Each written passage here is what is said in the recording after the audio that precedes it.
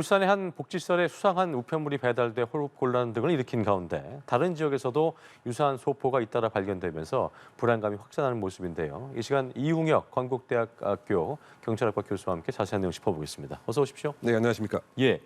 어제 저도 그렇고 많은 분들도 그렇고 교수님께서 그렇고 긴급 재난 문자 받으신 분들 있을 텐데 이게 보니까 유해 물질이 담긴 것으로 의심되는 국제 우편물 신고가 잇따라 접수가 된 것이고요. 또 실제 피해를 입은 분들도 발생을 했었습니다. 일단 먼저 유해 의심 소포 울산 지역에서 발견됐더라고요. 네, 그렇습니다. 그 7월 20일 그 울산 동구에 있는 한 그 사회복지 그 시설에 상당히 그 미상의 노란 봉투의 그 택배가 그러니까요. 배달됐습니다. 예. 여기서 이제 그 일하시는 이제 직원 세 분이 이것을 이제 개봉을 했는데 어쨌든 뭔가 그 호흡곤란, 어지러움 증세 등이 발견이 돼서 이제 병원에서 그 뭐 진료를 받고 뭐 나름대로 병원에서 조사를 했지만 어떤 유해성이 있는 것으로 이렇게 판정되지는 않은 것 같습니다. 예. 그래서 그와 같은 그 시료를 일단은 국방과학연구소 등에서 일정한 뭐 혹시 그 독극성 생화학의 유해성이 있는가를 판단을 했지만 그게 뭐 치명적인 것은 이제 아니다라고 뭐 지금 결론을 내린 상태이고요. 예. 이 세 분도 역시 지금 그 증세가 지금 호전되고 있다. 근데 그럼에도 불구하고 어쨌든 그 다음 날 계속 전국에 그 걸쳐서 뭐 수백 건 이상의 지금 해외에서 배달되는 그 택배가 지금 오고 있기 때문에 국민들 입장에서는 혹시 테러 가능성이 있지 않을까라고 하는 우려도 있는 것 같은데 그러니까요. 지금까지 일단 그 관계 당국의 조사에 의하면 아직까지 이제 뭐 유해성으로 판단하고 있지는 않지만 네. 소위 그 크로스 체크를 항상 해야 됩니다. 네. 이와 같은 어떤 혹시 생물학적 테러의 가능성이 있는 경우에는 국가수 이외에 또 그 국방부에서도 크로스 체크를 해서 그 정확성한 지금 그 판정을 하고 있기 때문에 예. 지금 현재 입장에서는 무엇인가 국민들의 그 긴장감과 그 공포가 지금 이렇게 증폭되는 상황이 아닌가 추정해 봅니다. 네, 자세하게 하나하나 짚어볼 텐데 유사한 내용의 신고가 잇따랐기 때문에 많은 분들이 좀 의아해하시기도 하고 보도에 따르면 뭐 그 이상 물질 들어있다는 얘기가 나오니까 또 겁이 나기도 하고 그런 공포심을 주는 상황인데 일단 경찰이 조사에 착수한 상황이고요. 노란 봉투의 대부분 뭐 대만에서 왔다고 하더라고요. 그러니까 특징을 좀 살펴볼까요? 특이점을? 네. 일단은 이제 그 대만 그리고 그 우즈베키스탄 예. 또 그 말레이시아 그리고 지금 뭐 일본은 미국 LA 뭐 캘리포니아 LA도 있군요. 네, 뭐 이렇게 지금 추정되고 있는 것 같습니다. 그런데 지금 어쨌든 그 이 우편물을 받는 이 우리 시민들의 이름은 정확히 이제 적혀져 있고 주소도 있지만 이름 확실하게 적혀 네. 있고요. 네. 그런데 이 발신자의 그 명칭은 조금 애매한 상태가 있는 것도 있고요. 또 대만에서 대부분 이제 온 곳이 아니겠느냐 뭐 이런 추정이 나오고 근데 뭐 대만 정부에서도 일정한 밑정이 좀 막 나온 걸로 제가 기사를 봤는데요. 이것은 대만을 경유해서 갔다. 즉 중국에서 와서 대만을 경유해서 지금 배달이 됐다. 뭐 이렇게 또 좀 얘기가 나오고 있습니다. 그렇군요. 요약을 하게 되면 어쨌든 그 요 3, 4일 사이에 해외에서 택배가 국내에 여러 지역에서 온 거죠. 예, 여러 지역에서 오고 그다음에 중요한 여기서 함의점은 제가 생각할 때는 어쨌든 우리 국민들의 신상 개인 정보가 지금 노출된 것이다. 그러니까요. 그 점이 제일 사실은 받는 사람은 확실하게 적혀 있었기 때문에. 그렇죠. 그렇다 본다면 어떠한 경로로 이 국민의 개인 신상 정보가 유출된 것인지 예. 이것이 일정한 데이터 암 시장에서 거래가 된 것인지 아니면 이와 같은 이른바 그 단체가 전문 해커를 이용해서 우리의 일정한 빅데이터 베이스를 해킹을 한 것인지 예. 그래서 어떻게 본다면 지금 이 시점에서는 유해성 물질로 판정을 일단은 안 된 상태이기 때문에 그런데 그럼에도 불구하고 해킹이 이렇게 전국에 걸쳐서 지금 뭐 제주도, 뭐 영남, 충청, 뭐 전남 뭐 할 것 없이 말이죠. 그렇다 본다면 이것을 통한 제2차, 제3차의 사용 가능성, 다른 범죄의 목적으로 뭐 그런 면에 있어서 저는 어떤 그 개인정보 유출 사고가 더 큰 의미가 지금 위험성이 있지 않는가 개인적으로 추정해 봅니다. 일단 지금 하루 됐기 때문에 이 사건이 무슨 사건이 하신 분도 계실지도 모르고 어쨌든 나오는 말은 여러 추정들이 되고 있는 상황이기 때문에 앞서 말씀드렸던 것처럼 해당 우편물을 개봉하면서 호흡곤란을 호소해서 병원 치료를 받으셨고 다행히도 증세가 호전되기 때문에 그 부분 참 다행인 것 같습니다. 뭐 간이 검사해봤더니 방사능도 없고 화학물질 여부 같은 특이점 확인되지 않았기 때문에 그 부분 참 다행인 것 같은데 그렇다면 이번 국제우편밀의 이 목적은 무엇일까에 대한 이제 전문가분들이 많이 분석하실 텐데 교수님도 마찬가지고요. 어떤 의도로 누가 왜 보낸 거다 추정을 좀 해보죠. 근데 일단은 지금 그 답변하기 앞서서 지금 이제 지적을 하신 어쨌든 그 3명이 호흡 곤란이 있었고 그러니까요. 무엇인가 조금 정신이 좀 혼미했다. 예. 그 점에서도 상당히 의아스러운 점은 있죠. 네. 그러면 그것은 지금 일단 잠정 추정이긴 합니다만 네. 그 택배물에 이를테면 그 접착제라든가 뭐 이것이 그 변질돼서 그것에 의한 일정한 신경적 반응이 있었을 가능성이 있다. 일단 그렇게 한번 뭐 추정을 그 그 해봄직하고요. 얘기는 잠시 뒤에 다시 좀 짚어보도록 하고 예, 일단 예. 그래서 어떤 목적일까 그거 좀 짚어주시죠. 예. 크게 보게 되면은 뭐 두 가지 우리가 시나리오를 생각해 볼 수가 있습니다. 그 첫 번째는 이른바 그 생화학 테러의 가능성. 두 번째는 이제 그것이 아닌 다른 이제 뭐 상업적 그 목적이 이유가 되는 이제 그런 경우가 사실은 지금 2015년부터 예. 미국, 캐나다 사실은 이제 다른 나라에 걸쳐서 이미 또 발생을 했던 일이 있습니다. 예. 그래서 이 두 가지의 가능성에 맞추어서 이 관계 당국이 지금 소위 말해서 대비 대응을 이제 해야 되지 않는가 이렇게 생각이 되는데요. 그렇군요. 여기서 이 상황은 뭐냐면 크게 보게 되면 어쨌든 그 위기 관리 그 상황이기 때문에 적확한 대비와 대응이 이제 있어야 되는 거죠. 만약에 그 혹시 있을 수 있는 그 테러의 가능성이 있다고 한다면 도대체 이것은 어떤 조직이 그 배후에 있고 지금 그 사용하고 있는 혹시 이 생화학 물질의 근본은 무엇인지에 대한 일단 분석부터 있어야 되는 것이고요. 그래서 첫 번째 가능성은 그런데 지금까지 나온 뭐 간이 검사이긴 합니다만 지금 위해성이 있는 것으로 보이지 않기 때문에 예. 테러의 그 가능성보다는 두 번째의 이유가 더 크지 않겠는가. 그것이 이제 조금 이따가 또 설명도 할 수가 있겠지만 일정한 소위 전자상거래 공간에서 예.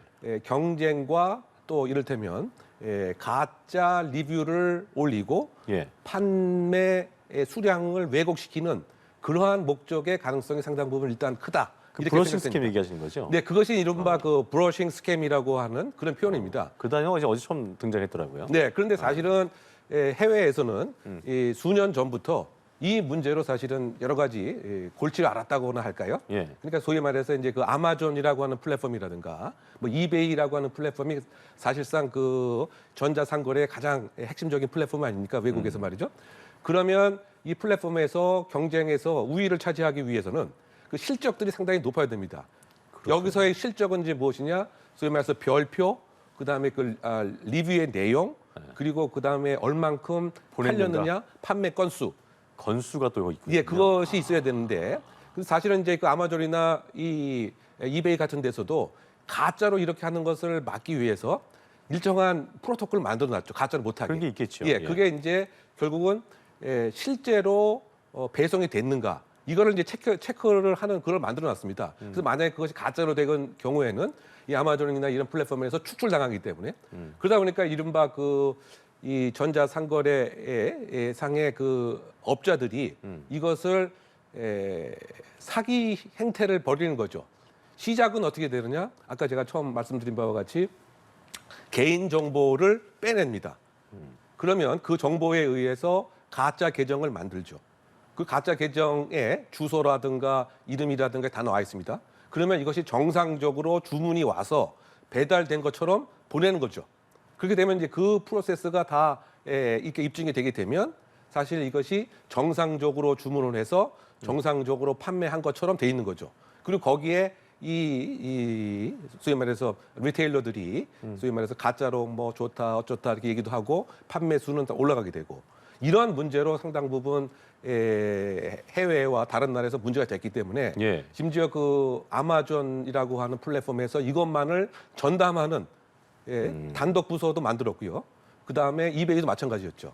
그래서 크게 보게 되면 이런 그 브러싱 스캠의 일단 그 가능성이 좀 크지 않겠는가 예. 뭐 이렇게 한번 추정을 해봅니다만. 그러니까 이제 그 브러싱 스캠이면 다행인데 처음에 보도가 됐던 것이 이제 그 뭐 독극물이라든가 안 좋은 유해 물질 얘기가 나오니까 국민들 입장에서 이제 그게 또 최근에 뭐 사고도 있었고 하니까 이런 어떤 그 생명으로 직결되는 부분이잖아요. 그런데 아까 잠시 짚어주신 대로 그 3명 같은 경우는 뭐 다른 그 목적은 아니었고 뭐가 좀 변질됐다든가 접착 물질 같은 게 그런 거로 지금 예상하신다는 말씀이신 거잖아요. 네, 그리고 그렇죠? 아마 지금 그 병원에서도 이른바 혈액 검사 등 걸 한 것으로 저는 이제 알고 있는데요. 거기에 보게 되면 이제 아주 독성을 뿜는 그런 화학 물질이라든가 이를테면 생화학 물질이라든가 이것은 발견되지 않은 것으로 지금 평가를 하고 있습니다. 예. 그런데 그럼에도 불구하고 이 어떻게 본다면 이게 국민 다수가 불안을 느끼는 것 자체 그만으로도 그런 안보에 관한 또 이슈가 될 수가 있기 그게 때문에 제일 중요하니까요, 예, 사실은요. 그래서 가장 그